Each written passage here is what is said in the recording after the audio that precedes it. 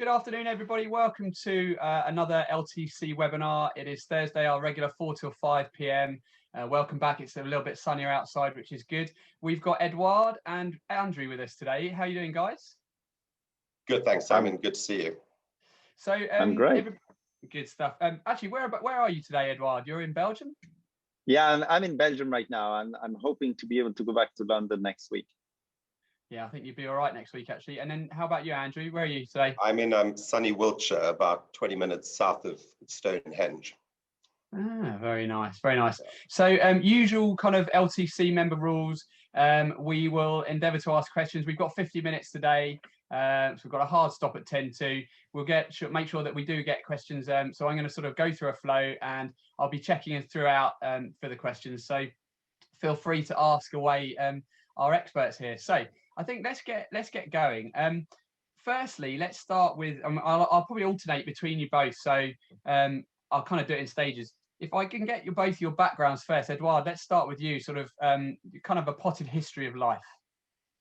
Oh wow, that's a big one. So yeah, I was born and grew up in Belgium. Spent most of my childhood here. And I think what brings me here today is when I turned 21, my dad sent me to a family office conference, and I sort of got this like introduced to this whole family business, family office work. So my family's in building materials. I'm a next generation member. We own several companies in plastic piping for transport of water and gas, sanitary systems, roofing, plaster, and fire protection businesses. And so to make a long story pretty short, basically, I realized sort of at that conference, the typical challenges that sort of business families face, which is just, over the generations, there's a lot more complexity, right? More family members, more advisors, more entities, more investments, and everything's all over the place, right? And so long story short, I had this idea to build sort of a governance system, initially just for my own family and family office. But very quickly, I realized that, everything in the world is family owned, and that there was actually a business opportunity behind that idea, right? So that's kind of where things started to develop. And then I moved to the US for 5 years, where I lived in New York and sort of built the business there. And then I think 3 years ago, I moved back to London. Fab. And Andrew, let's hear about your sort of origins. Much less glamorous than Edouard's, but I grew up good old farming stock in South Africa. And my first employment of leaving school was I turned professional as a cricketer. And so I was playing cricket in South Africa and came over to England in 1997, initially to trial with Hampshire with a dream of being a test international cricketer.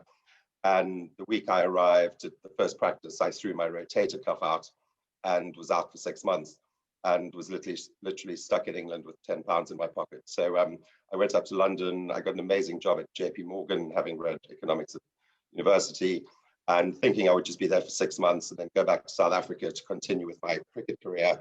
I just fell in love with it and worked with an incredible group of people. My grandparents were English, so I was able to stay here. So then enjoyed 4 fascinating years at JP Morgan in London and Frankfurt. I then moved to work for the Carphone Warehouse founders, David Ross and Charles Dunstan, where we had a $100 million fund investing in wireless technology. And whilst that was fascinating, it was sort of at the time of the internet really going crazy. But then when the bubble hit in August 2000, I actually had more fun because we actually learned how to run businesses, because prior to that, people were just throwing money at anything, and decided that rather than being an investor, I wanted to go to the other side and learn how to be entrepreneurial. So my first foray into that was helping the American owners launch their European business for Marquis Jets, which was a fractional jets concept, which we launched successfully in Europe. That was then acquired by NetJets. And excuse me, having thought that jets would be really fun, I didn't enjoy it as much as I should. They looked glamorous, but the work behind it wasn't as much fun. So I then went for something incredibly unglamorous, which was telecoms. Whereas only 0.5% of the population needed a jet, every single business in the country had a telephone. So built my first startup where we looked after clients like Jimmy Choo, Gourmet Burger Kitchen, Fat Face, with a whole raft of big retailers, where we did all their payment solutions, broadband, fixed line, all that sort of stuff. and exited that business about 6 years ago in a trade sale, and then had to come up with another idea, and gave myself 6 months to come up with a new business idea. And the deal with my wife was that if I didn't have an idea after 6 months, I would get a job. And having not been employed for a very long time, it was quite scary. But it was 6 bizarre months, because having a blank sheet of paper sitting at home with some capital to start a business was quite difficult, because I'm not a technologist. I'm not going to invent a driverless car. My network was always my strong point, and people is my strong point. And I looked at sport, because I'm an avid sportsman. I looked at recruitment. I looked at so many different businesses and could not come up with anything. And on the Friday before, the Monday was going to be the end of the 6 months, where I was going to have to phone my friends at JP Morgan and beg for a job.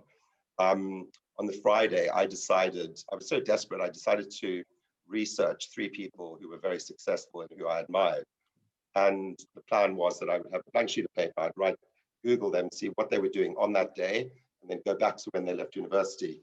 And the idea was I would plot their careers to see, did I go into a private equity-backed company? Did I go back into VC? I really don't know what I was trying to do, but I was desperate. And whilst Googling them, it was such an unfulfilling and frustrating experience, because what I discovered was, once you reach a certain level of success, or you're involved in multiple businesses, you had all these different profiles created for you. You didn't control them. And I had the light bulb moment, which was, surely there should be an elegant platform where you could control your online narrative.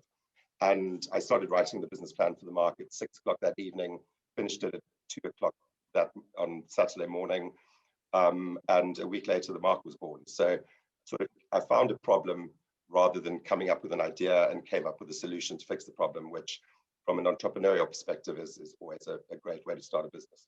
You beat me to the next couple of questions. I should have just said at the beginning, the point of today is, I mean, we have no vested interest in neither companies. We're not here to, we are users. So Constantine uses the mark, but we wanted to pick your brains really, just as company founders, around technology and the useful tools at people's disposal. And knowing that, working with both of you, we know that you're easy to go to in terms of easy to adopt. So that was why we wanted to sort of have today, just to talk about general tools. So Edouard, let's go to the problem then that you found, and how you solved it.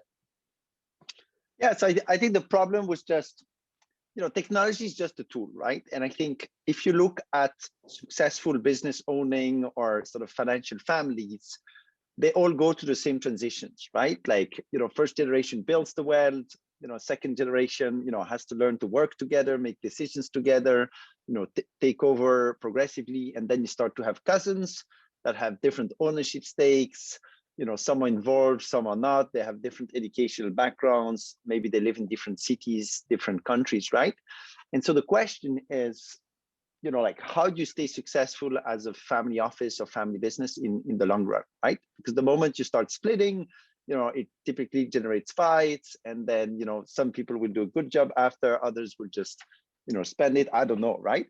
And so I think if you want to keep a successful family together over the generations, you really need to start thinking about how do you manage that complexity, right? And 10 years ago, the whole tech scene was just nascent, right? Like, most people will still using paper, maybe some email. And, I think our idea was just I mean, today in the world, you have Facebook for you and your friends, you have LinkedIn for you and your professional network. There's no app for you and sort of your family office or family even, and I think that's really where the idea started, to be like, hey, how can we build one interface where I can have access to all the things that really matter about the family business, the family office, other family members, etc., and also switch from what I call informality to formality. Because often a lot of families, they just have dinner conversations, right? Where information flows, but if you're not at the dinner, or if you study or live abroad, well, suddenly you're a bit left out of what's really happening, right?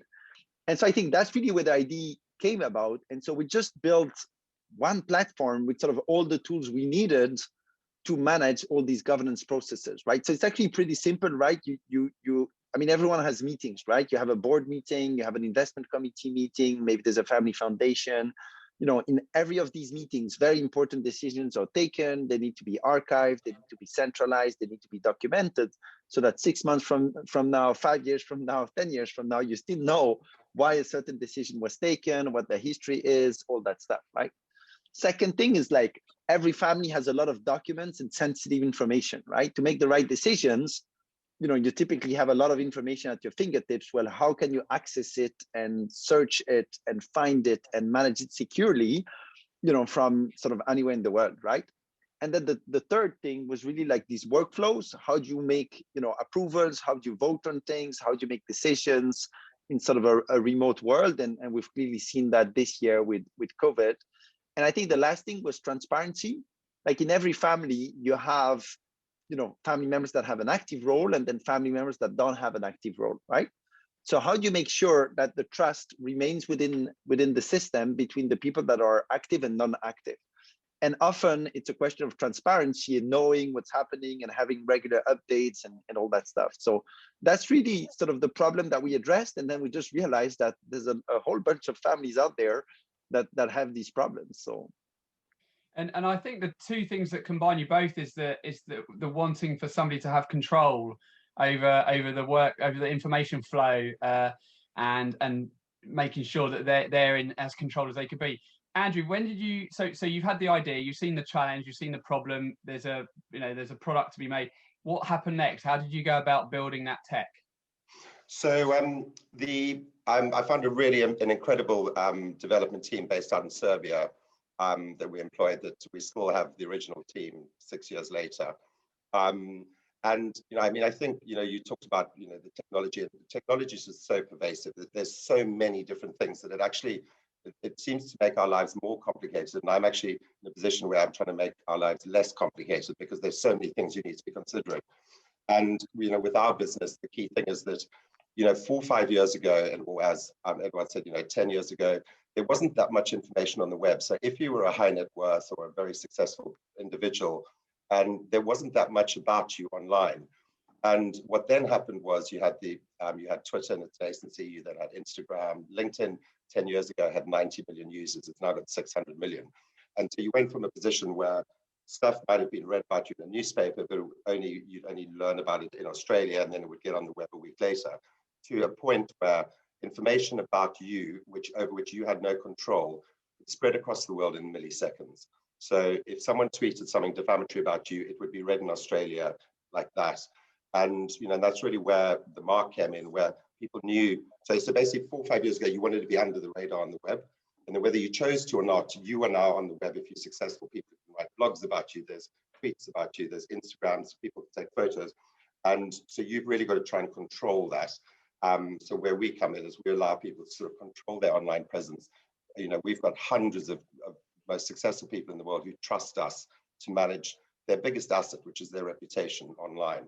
And I was going to ask you, how many do you have now signed up? We've got just over 500 clients at the moment. We charge £3,000 a year for a profile, but we've also increased our suite of services. So we're doing a lot more for our clients as a trusted source, a bit like what Edouard does with. And we don't try and sell them thousands of new products. We're just really there to look out for them online. And, you know, I mean, I think a big thing is, you know, we talk about reputation, our personal brands, and we spend our whole lives, that is the most important thing to us in business.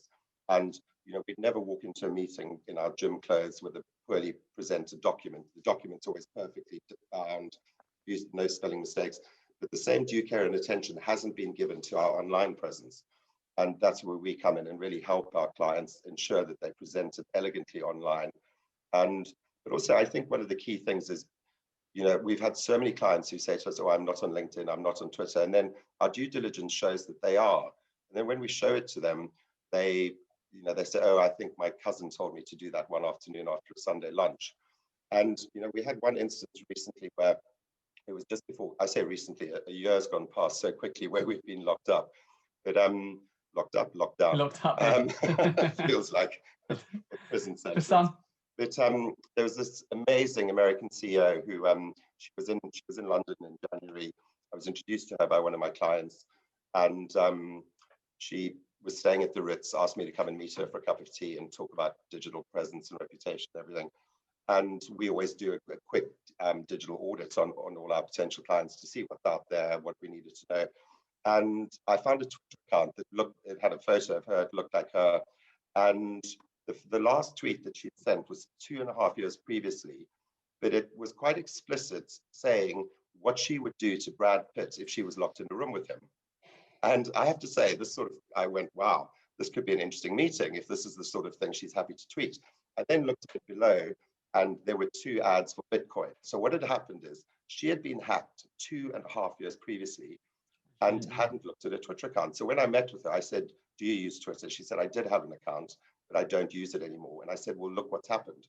And so for 2.5 years, that has been out there. The Daily Mail could have picked up on it. Page 6 could have picked up on it. Someone could have tweeted about it. And, she's the CEO of a major company in the US. And so we've just got to be aware of what is about us online, what can be used against us in a transaction. Is there negative press we need to, and so that's why we work with our clients to do deep dive digital audits, understand what's out there so that you have other responses to it, what you can control. And one of the answers we often get when we talk to someone, they say to us, we like to keep a low online profile. You don't have the option anymore. If you're successful, you have an online profile, and you either choose to ignore it and let Google control you, or you choose to control it and work with people like us to try and help it. For those that don't know the mark, what's if there's a couple of lines to sum it up in terms of what it actually then enables people to do, how would you sort of describe it? So we're quite unique in that we have our own digital platform on themark.com, and we manage digital profiles for leaders in their field. So we've got some of the world's leading athletes, golfers, tennis players, business, private equity, family offices. And we provide a fully managed service where the Mark profiles tend to rank right at the top of Google. So importantly, Google is very localized. So if you're in Belgium, it's going to give you different results to London, to New York, to Singapore. We look at your digital footprint globally to try and ensure that you rank as high up on Google as possible. And for anyone on the call, you can Google Constantine now, and pretty much wherever you are in the world. I haven't checked today. I should have checked, because sometimes people drop. But I know he's been ranking at #1 for quite a while. But again, we have search engine teams based in Cape Town, London, and Seattle, which are monitoring these search results daily. So if he does drop, we'd get a red flag, and we'd work to try and get him back to the top of Google again. So we've got the managed profiles, we do digital audits, and then we're launching an exciting product next month, which we're busy working on at the moment. It's been quite interesting seeing more and more members actually finding it and using it and joining up. Edouard, what about you then in terms of Trusted Family? How did you sort of start building out the tech? Where did you begin? Because obviously you had the idea, you had a use case or a need, which was your own family. What next? So I'm actually a techie. So I learned coding when I was sort of 15 or 16. So I think I could build, back in the day, sort of some initial mock-ups and ideas of like what we needed to have and get sort of, market feedback and validation. But very quickly, we realized that, to build something like this, we needed like a professional team, right? So over 10 years ago, we also hired sort of our internal team where the core is still in Belgium. And, obviously like security is super important for us. And so, one of our first investors actually had created the first online bank in Belgium. And so, that was something that very early on we were very, focused on, right?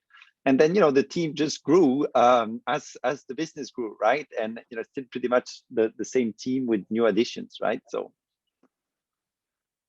And then Andrew, I remember when we were teeing this up, you sent me quite a scary New York Times article.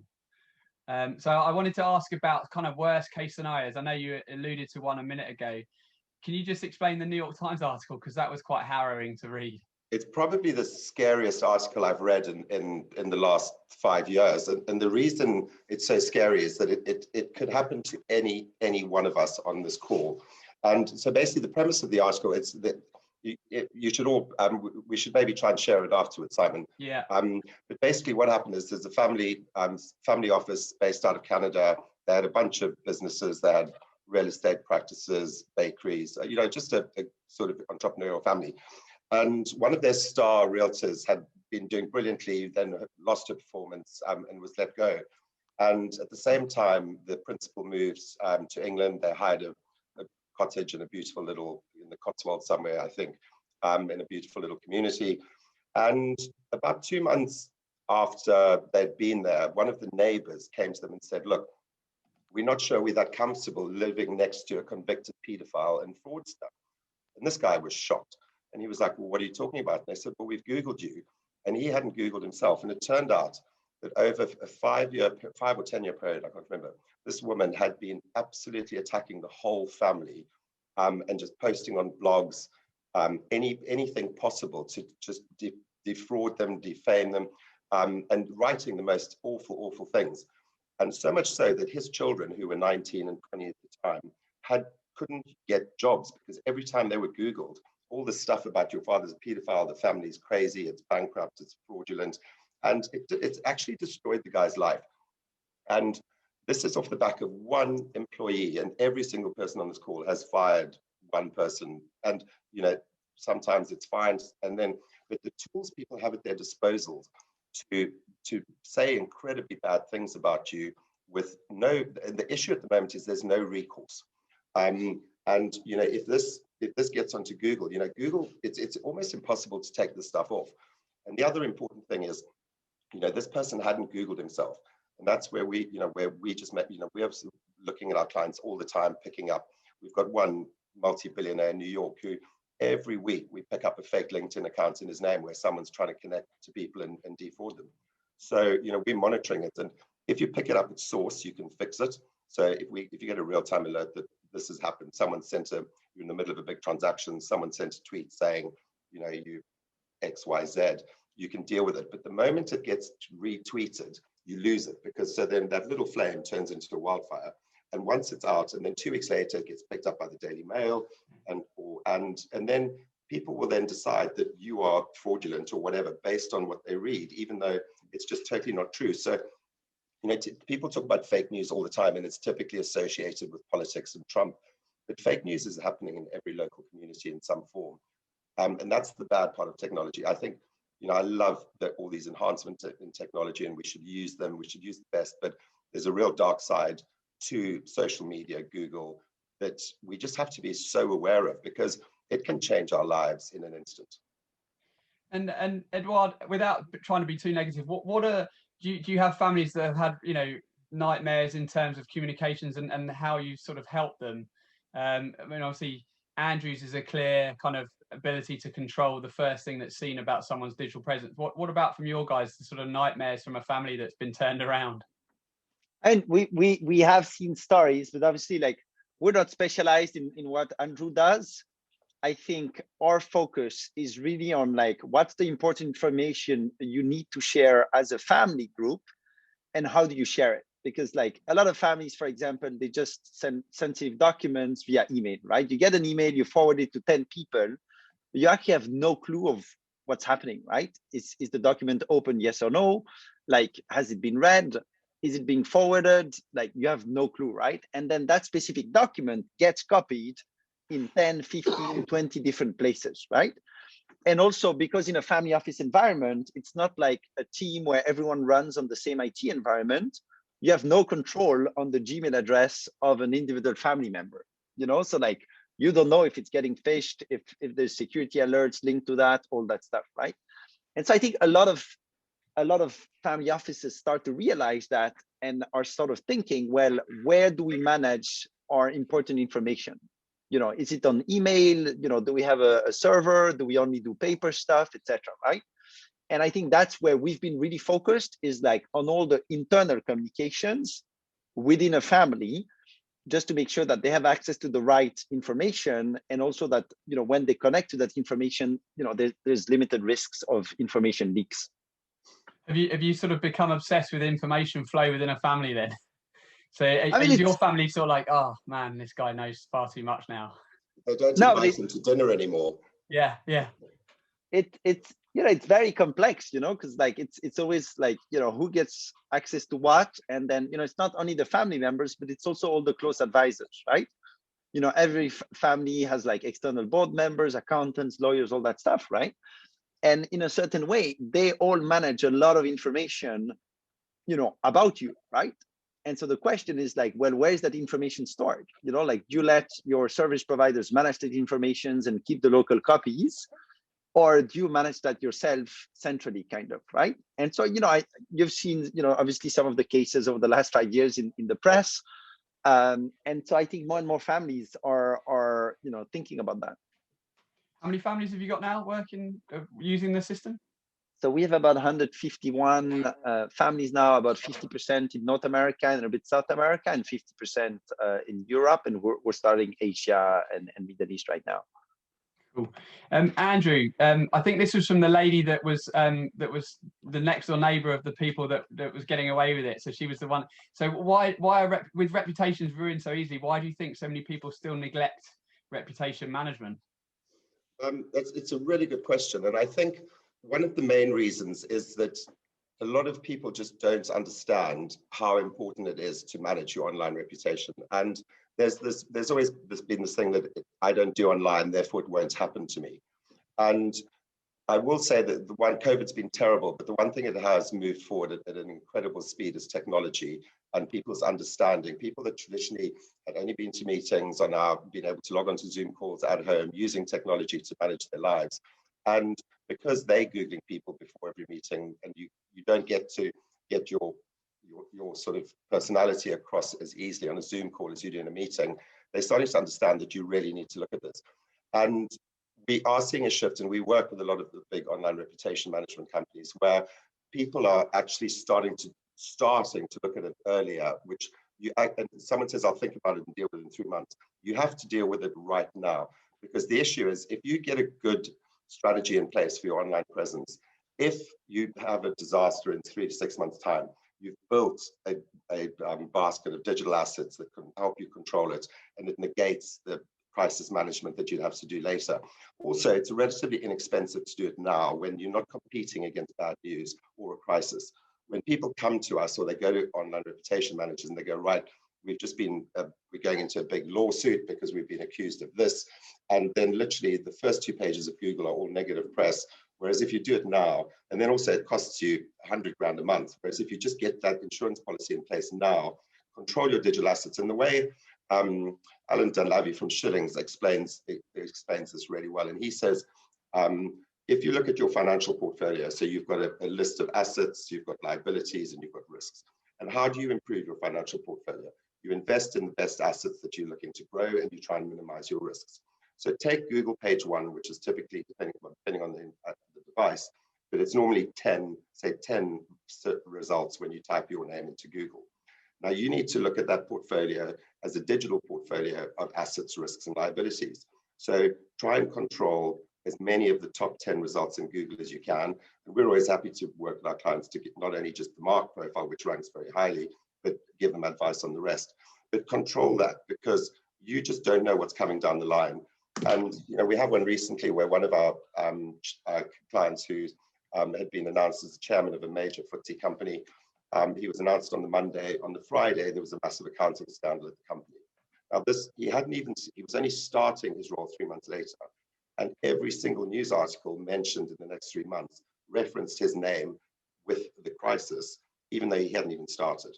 So he has something that he had nothing to do with, but he's, as it is, he's turned the company around. But he's involved in all this negative press when he really hadn't done anything wrong. So it's not what you do, it's what someone in your company. The other thing I should also stress is make sure you know what your family is up to online. So much information is given by people tweeting from locations. We had one recently where we were challenged to, we were doing a deep dive digital audit, and the guide said, look, I've done this before. No one can find my home address. You won't find it on the dark web, the deep web. And our best technologists couldn't find his home anywhere online. And then one of the guys had a cracking idea, and we went onto Strava, which I'm sure you all know is the popular cycling and running app. And every single run and cycle he went on finished and started in the same place, and he had a public profile. So we just went onto Google Earth and sent him a photo of his house. And so it's the unintended consequences of what you're doing and not understanding what can be used against you. So, I mean, I would never have thought of Strava being a great way. And so if a burglar's following you or someone wants to rob you, or, you know, you're posting pictures of you on your yacht in Positano, everyone knows that most yachts have got 100 grand on them for fuel or whatever. So that's a good start. Or it also means you're not at home. So if I know what your home address is, there's a good chance you can go and get burgled. So it's just that law of unintended consequence online that, you know, understand what you're signing up for, and security settings. And there's a myriad of stuff you've got to look at. But I remember Strava got in trouble because sort of military bases, I think, were being revealed with soldiers using the running, and so people were able to work out sort of undercover military bases and things like that. So yeah, they got in trouble for that as well. Edouard, what about then, once you've got the team up and running, you've got the product, how did you then get and spread the word? How did you kind of get people to know about it? Word of mouth, or? I mean, it started very small scale, you know, like, you know, 10 years ago, it was just a project for my own family, right? But Belgium's a small world. So some other family businesses in Belgium heard about it, and then in France, right? Until I remember at one point, we appointed a new board member who came to advise us, who was a Belgian entrepreneur who was very successful in Silicon Valley and in the US, right? And one of the first board meetings, you know, he challenged us and to be like, what are you still doing in Belgium? Like, Belgium is, you know, it's a great place, it's a great country, but, you know, it's tiny and you need to really think global, right? So he told me, just move to New York for 3-4 months and, you know, try and see if there's an interest for your idea in the US, right? And I think there we just got lucky. You know, I was just like, New York obviously is a platform for a lot of like family offices. And, you know, like through some networking, you know, and also like the US culture, you know, like they're very open to like new people arriving. Yeah, we signed up some sort of large family offices pretty early on. And then, you know, it's a connected ecosystem, right? Because, you know, many of these families, you know, like, you know, compare notes with each other, sometimes co-invest together, etc. And then we also got a lot of support from the advisory community.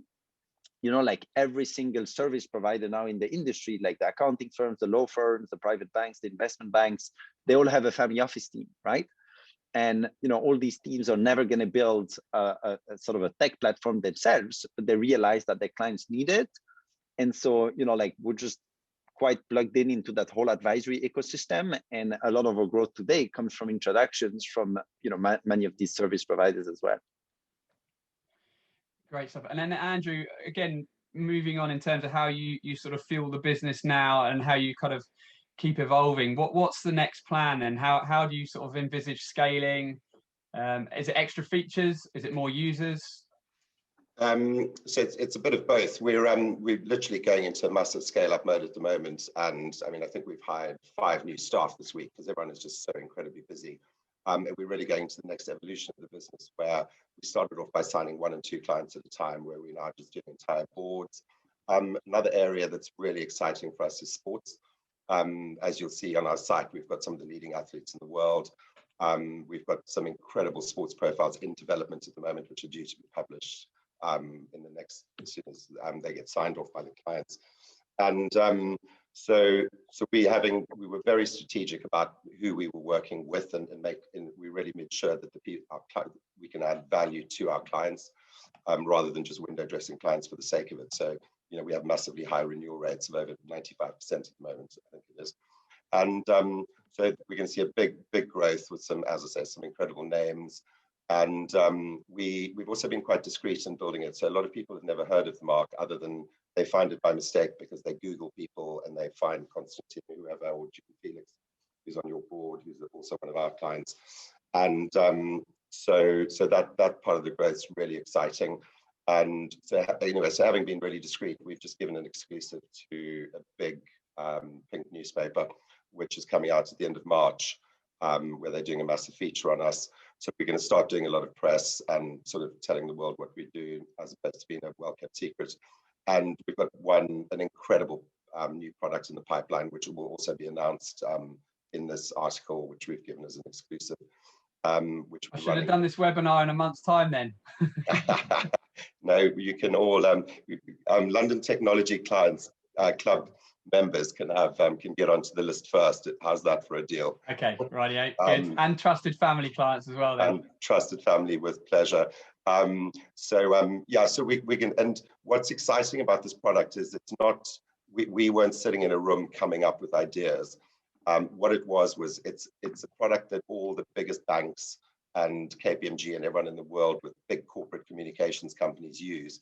And we've been able to recreate it at a fraction of the cost. So family offices will be able, who typically wouldn't go and spend 200 grand on this product, can now potentially get it at 15 grand. But we're going to launch it at the end of March. I think I've worked it out, but I won't say and steal your thunder, but I think I've worked it out now from what you've said. Edouard, what about you in terms of additional functionality, AI, data, all other sort of tech areas? Are you looking into those things to sort of increase the sort of usability? I think the story of Trusted Family is interesting, where it started as a project. Now we sort of, we've proven our model, we're cash flow positive, we're profitable, we have amazing clients. The question is still, like, there's a huge opportunity. There's everywhere in the world, family businesses and family offices are the predominant source of business, right? So I think we embarked on this big innovation journey to really think, hey, well, Trusted Family 5 years from now, 10 years from now, what does it mean, right? And I think more and more, there's also like, the needs of a family that's in the 4th or 5th generation is very different than the needs of a family that's in the 1st or 2nd generation, right? And I think many of our clients today that join us are sort of 1st, 2nd, 3rd generation families, right? And that's a huge market opportunity, right? Edouard, sorry to interrupt you. What would be a difference between, for example, a 2nd and a 5th generation need? So I think it's all about the people, right? But I think if it's a 1st, 2nd generation, it's parents plus kids, right? So I think the way you share information and interact in a small group of parents plus kids is very different than if you're 4th generation with, maybe 20, 30, 40, 50 cousins, And so I think that's really something that we notice, depending in the regions of the world that we are active. Certain regions have a lot of 3rd, 4th, 5th generation families, whereas other regions, it's a lot more 1st, 2nd generation families, right? And so I think we've spent a lot of time thinking, like, what's our solution for 1st, 2nd gen family versus, a 3rd, 4th gen family, right? I love the stats about the 3rd gen though. It's if you can get past the 3rd gen and you're into the 4th and 5th gen, you'll be all right. It's the 3rd gen everyone worries about. Exactly. Yeah. It's the stats are pretty crazy.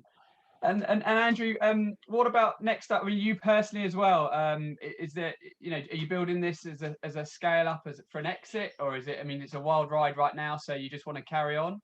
What's your plans personally? The honest answer is I don't know. So I'm having so much fun at the moment. I speak to 6 or 7 CEOs on a daily basis, or family office principals, and we have a half an hour Zoom. And if we get in front of the right person, they literally sign up for the market in about 3 minutes. And the rest of the call, I get to just chat to people, finding out what they're investing in, how they're finding Palm Beach or wherever they are. And so it's just this incredibly, it's a just very rich experience that I'm having. Look, it's been super stressful building any business. I don't care whether you Facebook or anything. It's stressful running your own business, and but for me, the joy, and I'm just fascinated by people. So being able to interact with such a smorgasbord of fascinating people, we've got, some of our new clients are, we've got the General Counsel of the Army in America. She's the first woman to ever have this post, and also the first Hispanic to ever have this post.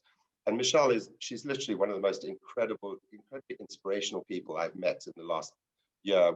I could say that about so many of our clients. And so for me, it's fascinating.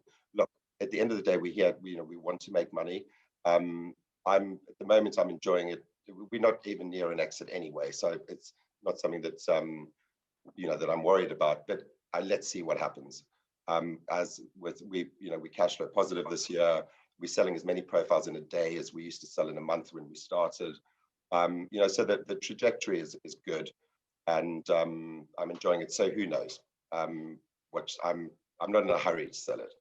Cool. I wanted to ask you both actually about other technology tools. So not your own, but what other tools you're enjoying using at the moment that especially our members, high net worth, etc., would be benefiting from. So Edouard, let's start with you. Good question. I think each tech has a purpose, right?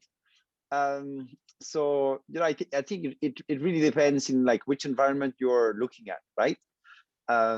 So if it's within your team and employees, there's a whole bunch of tools there, right? If it's with your friends or family, there's a whole bunch of other tools there, right? So I think what's been interesting this year is just to see, so we're a team of 27 people in the business, for example. And, obviously like before we had a lot more physical interaction than this year, right? And so I think what I've been very interested in is like, how do you build sort of team cohesion and culture in our organization that doesn't meet physically anymore? Because I think, the change we've been through this year with COVID is going to stay, and it's going to be also changing the way, a lot of companies run offices and workforces, right? And so I think we've been spending a lot of time thinking, well, how do you stay close as a team?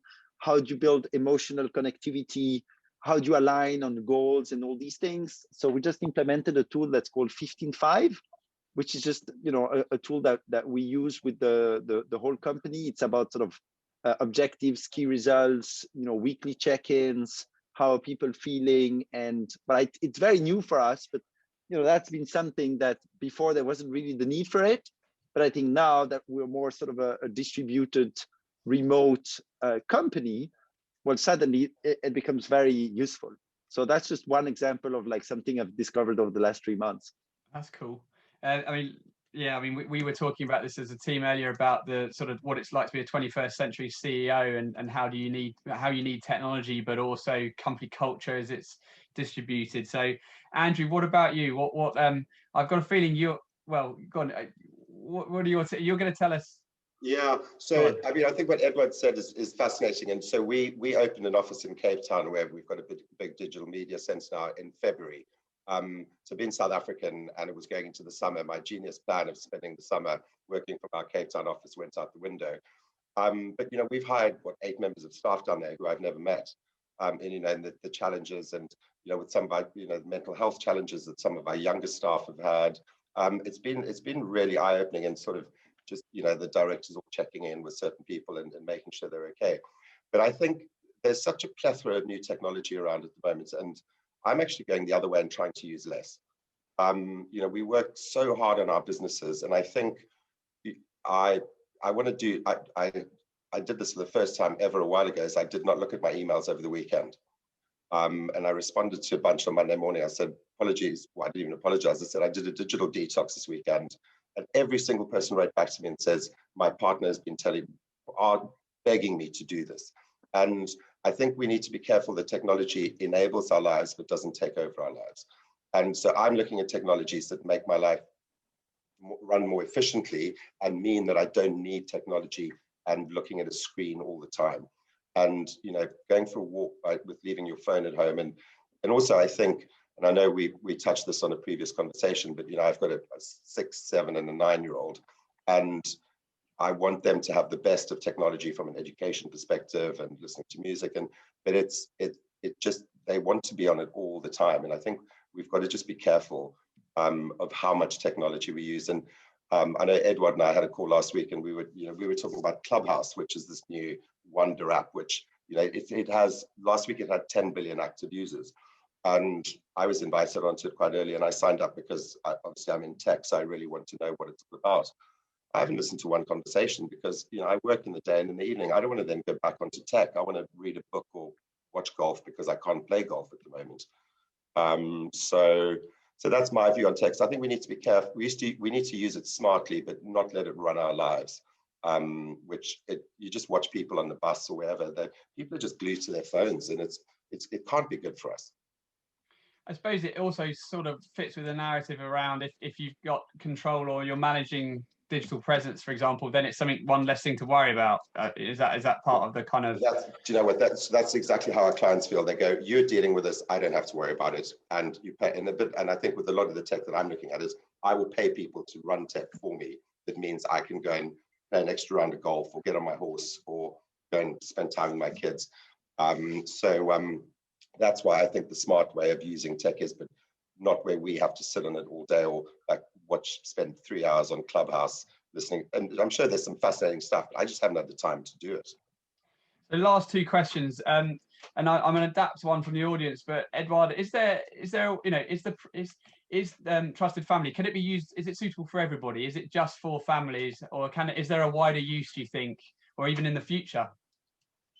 I mean, right now we've been very focused on family offices and family businesses. But when you think about it, a family business is just sort of a private entity that's owned by one family, right? And so I think some of our thinking is, goes in that direction. Like if you look at the world today, more and more companies are staying private longer.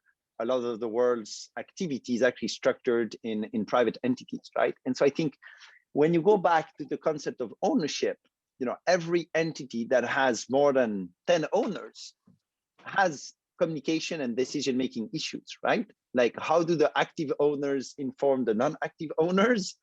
And how do the people that are on the board or the investment committee make decisions that make sense and sort of report back to the owners, So what we do is kind of that, but like just for one family, but there's probably other use cases that we could sort of extend or expand to in the future. And Andrew, then same question for you, and then I've got the last question which has been asked on which I'm going to get to in a second. Yeah. Do you want to adapt the last question and ask Edouard? So yeah, the market isn't suitable for everyone.